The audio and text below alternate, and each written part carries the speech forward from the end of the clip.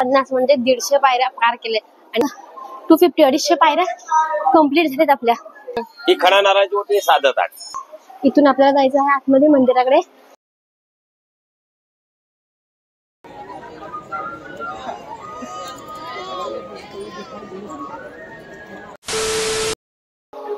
हाय YouTube वासी, blogger तेजूच्या या channel मध्ये तुम्हा सर्वांचं पुन्हा एकदा नव्याने स्वागत. विरारच्या डोंगरामध्ये वसलेली जीवदानी तर तुम्हाला माहितच आहे आणि तुमच्यापैकी खूप लोक इथे दर्शनही घेऊन गेले असतील. तर आज त्याच जीवदानी आईच्या दर्शनासाठी मी आज आले आहे. तसं नवरात्री उत्सव जवळ आलाय तर आईचं दर्शन झालंच पाहिजे ना. आणि हो, ही जीवदानी आई डोंगराच्या एका टोकापाशी बसलेली आहे. तर नेमक्या किती पायऱ्या आहेत त्या जीवदानी आईच्या मंदिराला आणि विरारमध्ये नेमकी कुठे लोकेटेड आहे ही जीवदानी आई, हे सगळं आपल्या आजच्या व्हिडिओ मध्ये आपण पाहणार आहोत. व्हिडिओ खूप इंटरेस्टिंग होणार आहे. तर जराही वेळ न घालता आपण व्हिडिओला सुरुवात करणार आहोत. पण त्याआधी तुम्ही जर माझ्या चॅनलवरती नवीन असाल तर माझ्या चॅनलला सबस्क्राईब करायला अजिबात विसरू नका, पण असे नवनवीन व्हिडिओ मी तुमच्यापर्यंत घेऊन येत असते. तर मग सुरुवात करूया आपल्या आजच्या खास व्हिडिओला.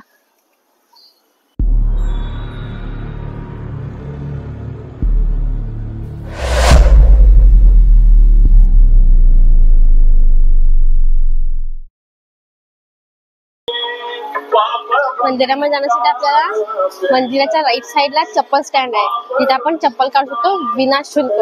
पण त्यासाठी कोणतेही शुल्क आकारलं जात नाही. आपण आपल्या इच्छेनुसार तिथे जे आपल्या इच्छेने आपल्याला द्यायचे ते देऊ शकतो.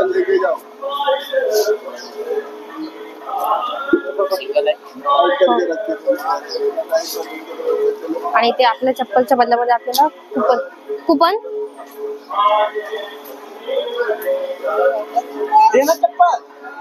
आपल्या चप्पलच्या बदल्यात आपल्याला असे कुपन दिलं जातं. जो आपण जेव्हा पुन्हा जाऊ तेव्हा हे कुपन देऊन आपल्या चप्पल परत घ्यायचे. आणि आता जाणार आहे मी देवीच्या दर्शनासाठी जीवदानी आईच्या मंदिरामध्ये.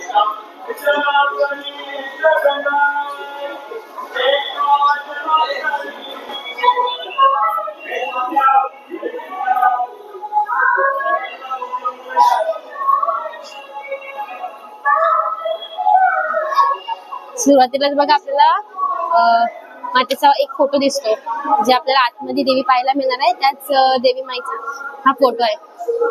आणि इथे ज्या पायऱ्या आहेत त्या प्रत्येक पायरीवरती त्याचे नंबर काउंट करून दिले आहे. त्यामुळे आपल्याला लास्टला कळणार आपण किती पायऱ्या चढलोय.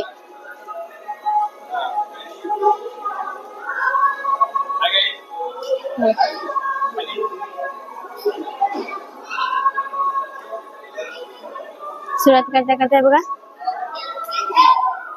70. अशा प्रकारे प्रत्येक पायरीवरती आपल्याला 10 पायऱ्याच्या गॅप नंतर लिहिलं दिसतं.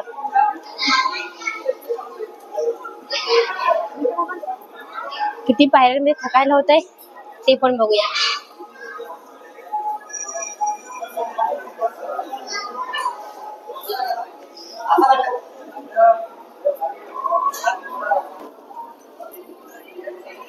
तर बघा 10-20 करत मी आता पूर्ण 150 म्हणजे 150 पायऱ्या पार केले. आणि अशा आय थिंक 1000+ आहेत तिथे पायऱ्या.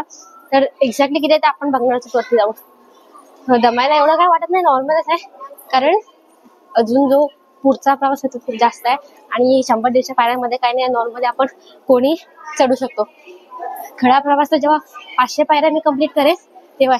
आणि इथे बघा जाताना आपल्याला आजूबाजूला अशी दुकानं लागतात. म्हणजे अगदी मंदिराच्या स्टार्टिंग पासून वरतीपर्यंत आपल्याला कंटिन्यू अशीच दुकानं बघायला मिळतात. आणि इथे जे हे लाल गंध लागलाय ना, तो गंध याचा आहे की इथे जे भक्त मंडळी येतात ना ते डोपरावरती चालत जाऊन, म्हणजे जेवढ्या ह्या जीवदानी मातेच्या पायऱ्या आहेत त्या पूर्ण डोपरावरती चालत जाऊन कव्हर करतात. किंवा प्रत्येक पायरीवरती दिवा लावत जाऊन, गंध लावत जाऊन, जे जसं ज्या लोकांनी जे नवस वगैरे करतात ते लोकही अशा प्रकारे करतात. आपण नॉर्मली आता बघणार 250-250 पायऱ्या कंप्लीट झाल्यात आपल्या. हो गया.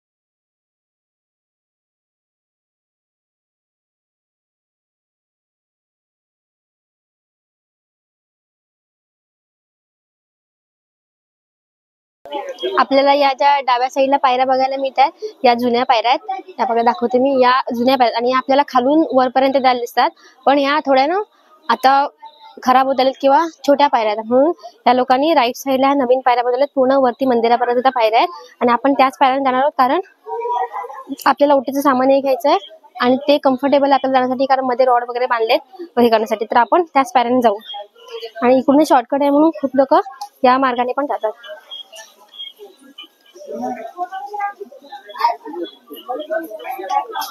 आपण याच पायऱ्याने याच बसून जाऊया, कारण पुढे आपल्याला ओटीचं सामान बघायचं आहे.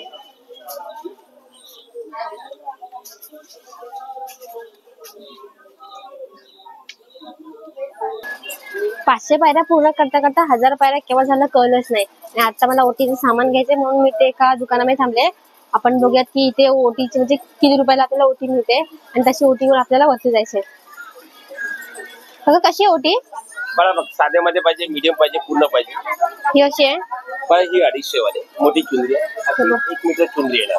नॉर्मल नारळ आणि ह्याच्यावाली हे बघ, हे 16 शिंगार आहे, ही खणाची ओटी, हे साधं ताट आहे, ती साडीची ओटी. मला नॉर्मल म्हणजे हे द्यायचे. नॉर्मल मध्ये पाहिजे नारळ पण पाहिजे, नारळ पण. ही 50 वाली आहे, खण नारळ वेणी पानाचा विडा बांगडी हळद कुंकू तांदूळ पेढे बिडे 100 ला येणार. ही खणा नारळाची ओटी, हे साधं ताट. म्हणजे यातली जाणार. दीदी आपको धूप पूजा का ताली.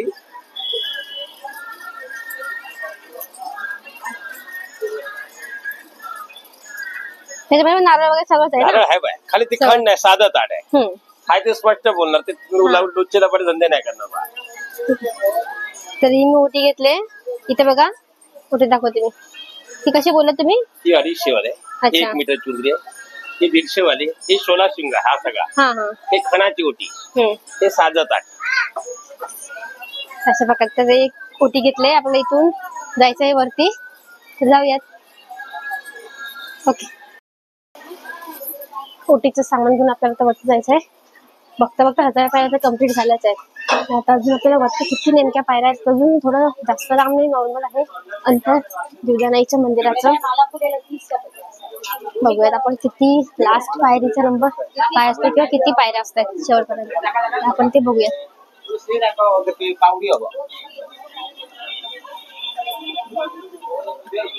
आता याच साईडने जातो, कारण आपल्याला याच साईडने सरळ वरती गेल्यानंतर मंदिर पाहायला मिळेल आणि ही बाजू जी आहे ती परत येण्याची आहे. थोडंसंच अंतर राहिले.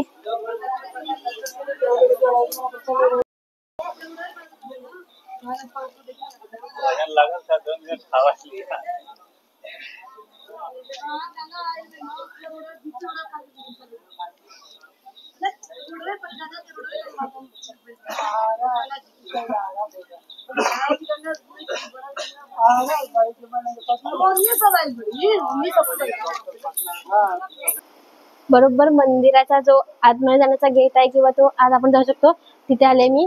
आणि इथून आता पुढे आतमध्ये कुठल्याच मंदिरामध्ये अलाउड नसतं, आपल्याला माहितीये की गाभाऱ्यामध्ये आपण मोबाईल फोटो व्हिडिओ नाही घेऊ शकत. तर त्या दुकानाच्या बघा मागे असं दुकान आहे, पूर्ण मंदिराच्या पायऱ्यांपर्यंत किंवा मंदिर दिसेपर्यंत मंदिराच्या गेटपर्यंत आपल्याला अशीच दुकानं बघायला मिळतात वेगवेगळी.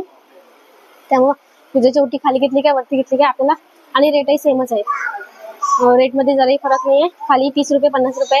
आणि मोठी जर आपण साडीची ओटी वगैरे घेतली ह्याची तर आपल्याला 250-300 रुपयाला मिळतेच. तोच रेट पुढे पण. आणि इथे पुढे बघा, हे बरोबर आता मंदिरापाशी आहे. इथून आपल्याला जायचं आहे आतमध्ये मंदिराकडे.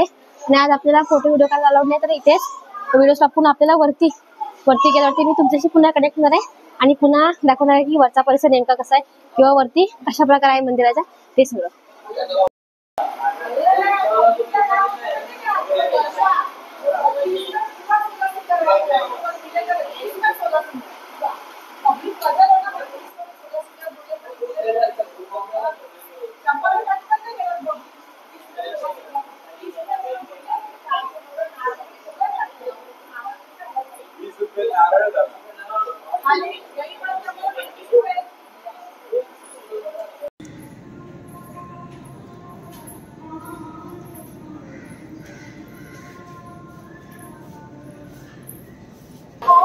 जीवदानाईचं दर्शन घेऊन आता मी मंदिराच्या वरच्या भागामध्ये आला. इथे आपल्याला अजून 2 मंदिरं बघायला मिळतात. त्याच्यामध्ये जे आपल्याला पहिलं मंदिर बघायला मिळत आहे ते म्हणजे बारुंडाईचं बारुंडा देवी मंदिर. बारुंडा देवीचं जे मंदिर आहे तेही विरारलाच आहे, विरार इस्ला फुलपारा डॅमच्या शेजारी. त्याचा व्हिडिओही आपल्या युट्यूब चॅनलवरती ऑलरेडी अपलोड आहे. सो तो तुम्ही तोही जाऊन बघू शकता किंवा मी डिस्क्रिप्शन मध्ये लिंक दिली तिथूनही तुम्ही पाहू शकता. आपल्याला आता बारुंडा देवीचं दर्शन घ्यायचं आहे आणि त्यानंतर दुसरं जे मंदिर आहे त्या दुसऱ्या मंदिरापासून आपल्याला जायचं.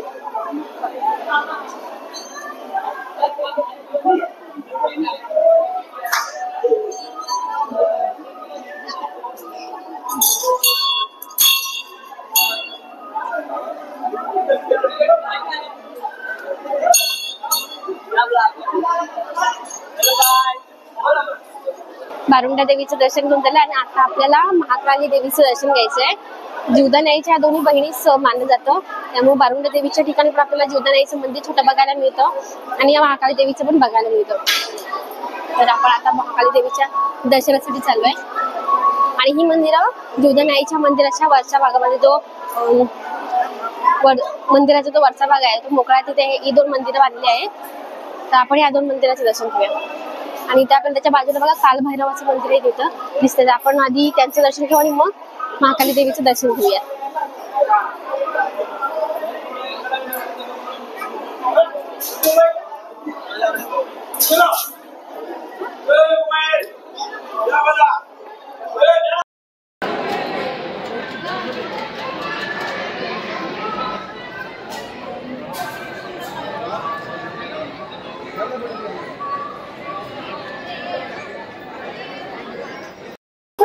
तीनही देवींचं दर्शन घेऊन झालंय.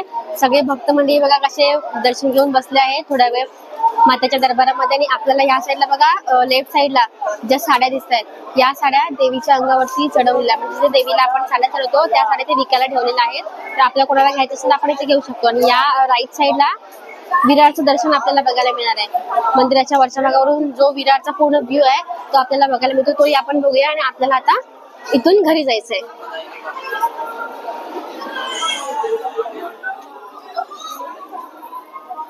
इथून आपल्याला पूर्ण विरार बघायला मिळतो, विरार नालासोपारा दोन्ही.